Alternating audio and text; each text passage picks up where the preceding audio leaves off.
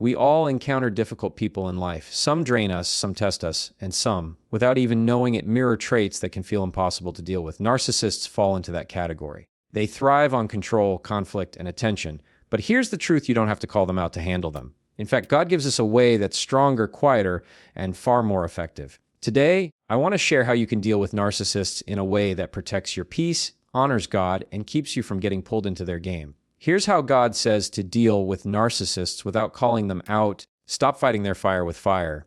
They want a reaction. Don't give it. Stay calm. Your silence is louder than their noise. Boundaries, you don't announce them, you live them. You decide what gets in, what stays out. Kindness isn't weakness, it's control. When you choose patience over pettiness, you take away their power. You don't have to win the argument. You don't have to prove them wrong. God does that for you. Pray for them, not because they deserve it, but because you deserve peace.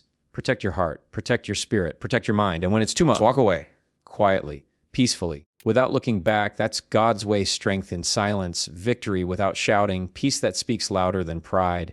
Peace is one of the strongest weapons you can carry when dealing with a narcissist, because it's the very thing they try to take away from you. A narcissist thrives on disruption. They stir drama, they twist words, and they push buttons with one goal in mind: to get a reaction. The more they can drag you into their storm, the more powerful they feel. And that's why the first and most important thing is to stay anchored in peace. Not a peace that comes and goes with circumstances, but a peace that runs deeper, the kind that doesn't depend on what they say or how they act. That kind of peace comes from God, and when you hold on to it, you take away the one thing they want most: your control. Think about how storms work. The wind rages, the waves crash, and everything around feels unstable. But the anchor holds the ship steady in place, no matter how wild the storm becomes. That's what peace does for you. It's your anchor. It doesn't stop the storm from happening, but it keeps you from being tossed around by it. The narcissist may throw accusations, insults, and manipulation your way, but if your anchor is set, you're not drifting into their chaos. You stay where you're meant to be. When you're anchored in peace, you don't respond the way they expect. They may try to provoke you into yelling, defending yourself, or matching their anger, but peace makes you unshakable. And when you don't react to their chaos, you flip the script. Suddenly, they lose the control they thought they had. Because here's the truth: narcissists need chaos to survive. They feed off of it. Without your reaction, their power weakens. It's like pulling the plug on the very energy source that fuels their behavior. But staying anchored in peace doesn't just protect you from them, it also keeps your heart aligned with God. When you respond in anger, you're playing their game. When you hold your peace, you're showing strength that doesn't come from ego, but from a place of wisdom and spiritual grounding. You're showing that your identity isn't defined by what they say about you, but by who God says you are. That's a shift they can't control, no matter how hard they try.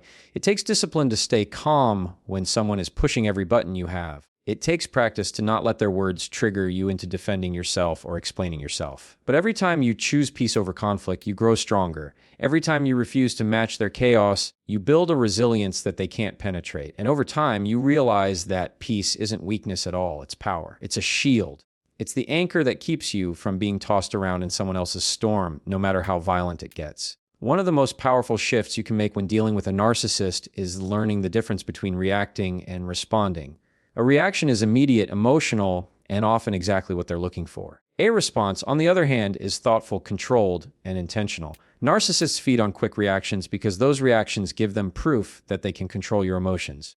The moment they see you lose your temper, get defensive, or explain yourself frantically, they know they've pulled you into their orbit. But when you choose to slow down, to pause, and to respond instead of react, you take that control back. Silence is one of the most underrated tools in these moments. Most narcissists cannot stand silence because silence leaves them powerless. They expect a fight. They expect words to bounce off the walls. They expect you to play their game. When you withhold that reaction, you create a space they can't fill with their noise. It unsettles them because they no longer have the outcome they wanted. You're no longer predictable, and unpredictability is one of the greatest ways to keep your power in a conversation with someone who thrives on manipulation. Patience goes hand in hand with silence. Patience doesn't mean you accept mistreatment or tolerate toxic behavior. It means you don't let urgency dictate your words. A narcissist will try to corner you into responding quickly, to pressure you into saying something you might regret, or to push you into proving your point in the heat of the moment. But patience allows you to breathe. It allows you to think clearly before you give an answer, and sometimes it shows you that no answer is needed at all. Many conflicts die on their own when you don't pour fuel onto the fire. Calmness is what ties it all together. Calmness is not just the absence of yelling or snapping back. It's a posture of the heart. It's deciding that your mood won't be dictated by their mood. It's choosing to hold your tone steady when there's rises, keeping your face relaxed when there's tightens with frustration, and holding your ground when they're trying to pull you off balance. Calmness disarms them. It removes the satisfaction they get from seeing you shaken. It communicates that you are not under their control, and that is a message louder than any argument you could make. Responding instead of reacting also protects your integrity. When you react impulsively, you often end up saying or doing things you later wish you hadn't. But when you respond, you align your actions with your values. You give yourself room to make decisions that reflect strength, wisdom, and self-control. And over time, people start to notice. They see the difference in how you carry yourself, and they see the strength it takes to not get dragged into every storm that comes your way. That kind of control doesn't just protect you. It sets a standard that a narcissist can't lower, no matter how hard they try. Boundaries are one of the most powerful tools you can have when dealing with a narcissist, but the mistake many people make is thinking they need to loudly declare them, explain them, or justify them to the very person who thrives on crossing them. The truth is, boundaries are not for the narcissist. They are for you. They are not meant to convince someone else how to treat you. They are meant to remind you what you will and will not allow into your life. And the strongest boundaries are not the ones shouted from the rooftops, but the ones quietly lived out, consistently, day after day. Narcissists love to push limits. They thrive on testing how far they can go, how much they can take, how deeply they can invade your space. If you try to announce a boundary to them, they see it as a challenge. They take your words as an invitation to prove they can still break through. That's why the silent kind of boundary, the one enforced by action instead of argument, is so much more powerful. You don't have to say, "I won't answer your calls after a certain hour." You just stop answering. You don't have to say, "I'm not going to engage in this type of conversation." You simply step away or remain silent when it begins. In doing so, you remove the power of debate. You remove the opening they're waiting for to twist your words or manipulate your intentions. Quiet boundaries are harder for a narcissist to fight because there's no noise to feed on. You're not explaining yourself. You're not defending yourself. You're not trying to get them to agree with your terms. You're just living them. And when you live your boundaries consistently, you train yourself in self-respect. You build the habit of protecting your peace without needing validation from the very person who tries to destroy it. The more you practice, the stronger you become, and the less their behavior shakes you. Boundaries also communicate something deeper without you ever having to say it out loud, that you value yourself enough to choose peace over chaos. Every time you quietly enforce a boundary, you're telling yourself that your energy matters, that your time matters, that your spirit matters. And that quiet declaration is often more powerful than any speech you could give to someone determined not to listen. Narcissists don't respond to reason, they respond to resistance. And the resistance they cannot manipulate is the resistance that simply doesn't engage. When you stop explaining your boundaries and start embodying them, the dynamic shifts. The narcissist may still try to test, still try to provoke, still try to push, but they're met with silence and consistency instead of arguments and negotiations. Over time, they realize there's less space to control. And even if they never admit it, even if they never stop trying, you know within yourself that you've drawn a line they can't erase. Because it's not on the outside, it's within you, and it's lived out every single day in the choices you make about who and what gets your attention. Kindness is often misunderstood as weakness, especially when it comes to dealing with people who are difficult, manipulative, and self-centered. But true kindness isn't about being passive, and it isn't about letting someone walk all over you. True kindness is a choice, an act of strength that says you refuse to become what the other person is trying to provoke in you. When faced with a narcissist, confrontation is usually what they want. They feed off conflict, because conflict gives them a stage, a spotlight, and an excuse to play the victim. When you meet their confrontation with confrontation, they get to twist the story, point the finger, and make it look like you are the one out of control. But when you choose kindness, when you lead with it, instead of matching their hostility, you remove the fuel they rely on to keep their manipulation alive. Keenness doesn't mean you agree with them. It doesn't mean you accept their lies. And it doesn't mean you excuse their behavior. It means you hold your ground without raising your voice. It means you choose to answer with calm words instead of cutting remarks. It means you respond with patience when they expect you to lash out. This doesn't just confuse them. It disarms them. Narcissists expect you to lose your cool because that's where they feel powerful. They expect to control your mood with their words. But kindness shifts the power dynamic. It shows that you are operating on a level they can't pull you down from.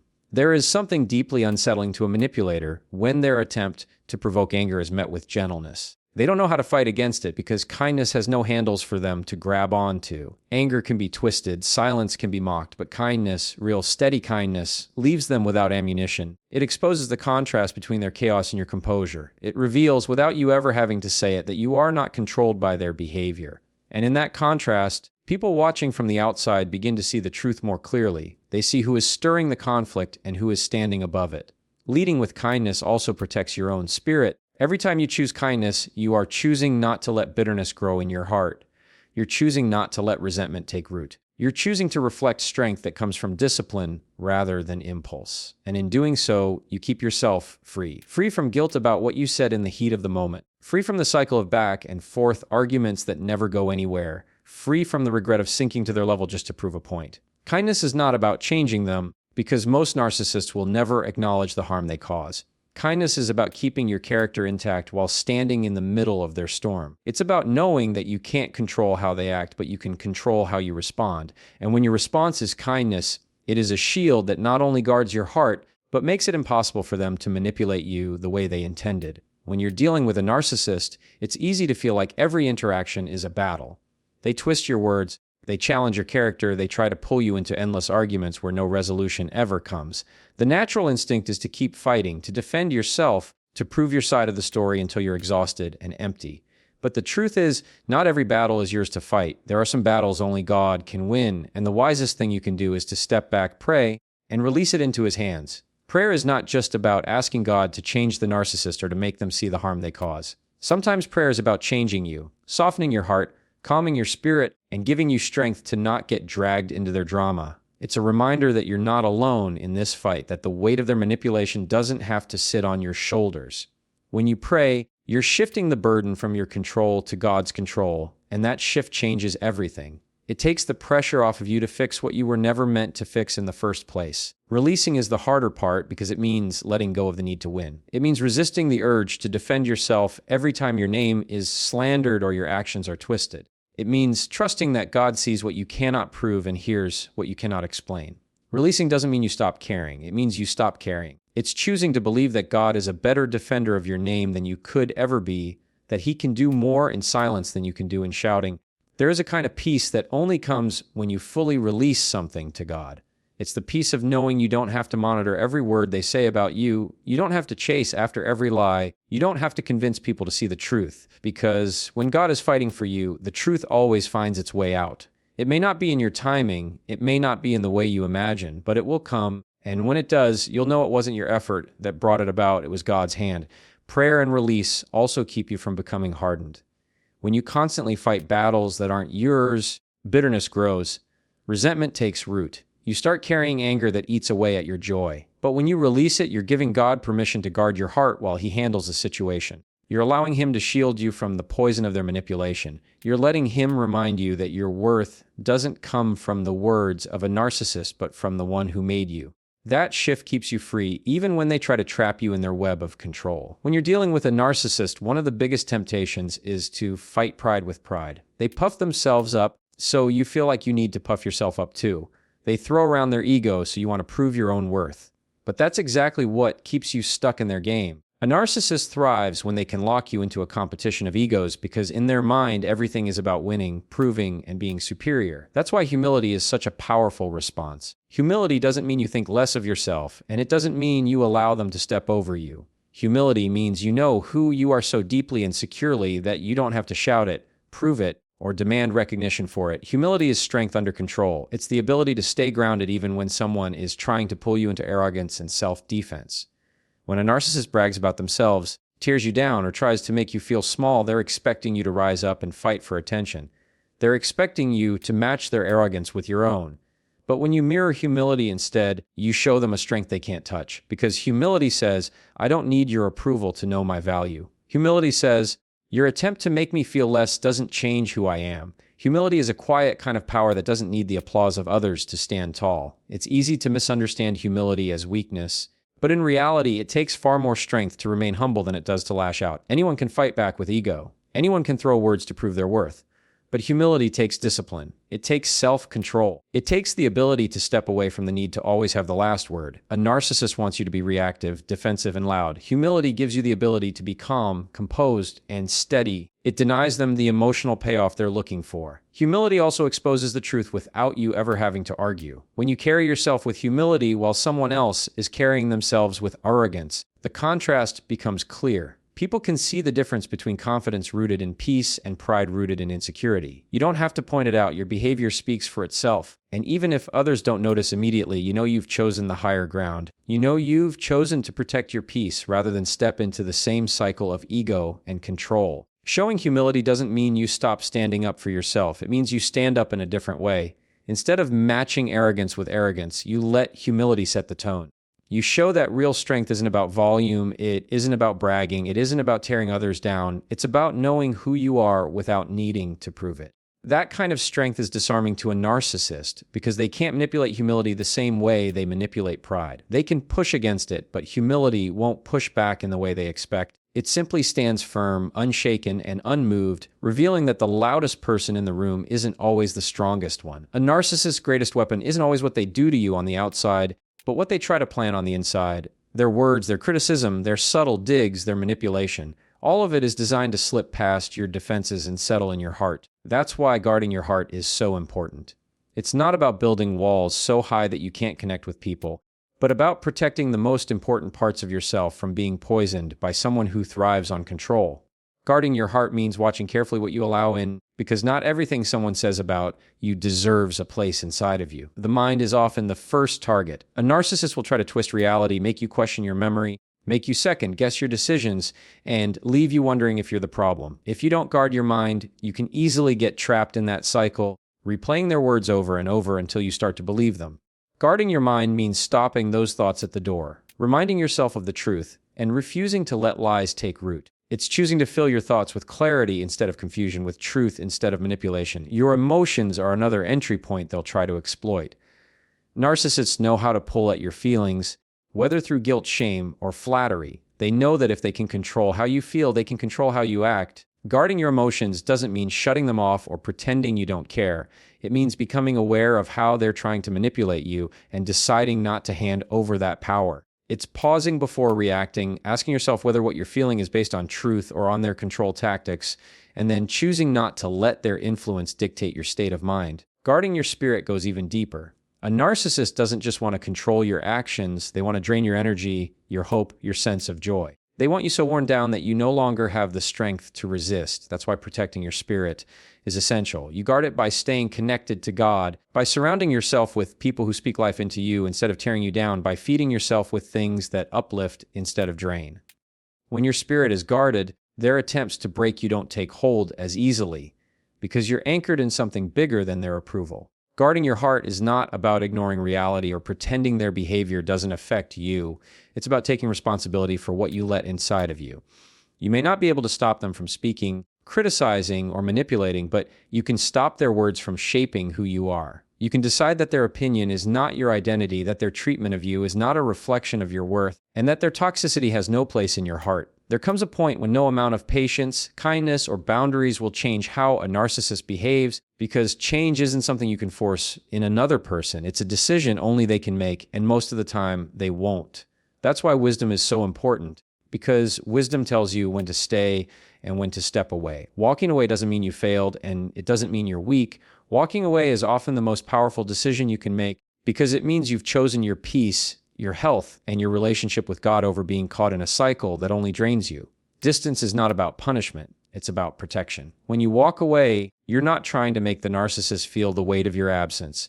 You're creating space so that you can breathe again, think clearly again, and heal from the constant tug of war they pull you into. Wisdom understands that not every person deserves full access to you. Just because someone demands your attention doesn't mean you have to give it. Just because they call doesn't mean you have to answer. Just because they want a fight doesn't mean you have to show up. Walking away is your way of saying, I don't have to participate in the chaos anymore. Sometimes people will pressure you to stay, to keep the peace, to try harder, but walking away isn't about what other people think. It's about what God is asking of you. There are times when God calls you to be still, to let Him fight for you, And the only way you can hear him clearly is when you create distance from the noise. Walking away allows you to step out of the constant conflict and step into clarity. And in that clarity, you find strength you didn't know you had. Walking away also sets a powerful example. It shows that love doesn't mean tolerating abuse, that forgiveness doesn't mean constant exposure, and that grace doesn't mean unlimited access. It shows that valuing yourself and guarding your spirit are not acts of selfishness, but acts of obedience to God, who calls you to live in peace. Sometimes the most godly thing you can do is to create space between yourself and the person who refuses to respect the boundaries you've set. It's not easy, because distance can feel like loss. You might grieve the relationship you wish you had, the person you hoped they would be, the connection you wanted to build. But wisdom reminds you that holding on to what is toxic will cost you more than letting go. And when you walk away with wisdom, you're not just protecting yourself, you're trusting God to fill the space that distance creates. You're trusting Him to bring healing where there was hurt, strength where there was exhaustion, and peace where there was only conflict. And in that trust, you find the freedom that a narcissist can never take away from you. At the end of the day, handling a narcissist God's way isn't about proving a point, winning an argument, or forcing change in someone who may never see their own reflection clearly. It's about protecting your peace, guarding your heart, and choosing responses that align with wisdom instead of impulse. It's about remembering that silence can be louder than shouting, that calmness can be stronger than conflict, and that kindness can disarm what arrogance cannot.